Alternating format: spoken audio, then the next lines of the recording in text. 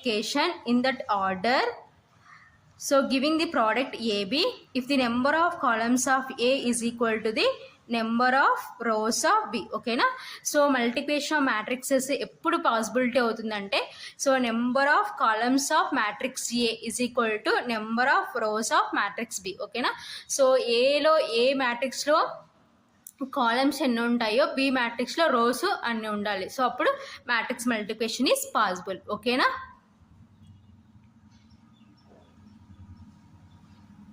So next definition.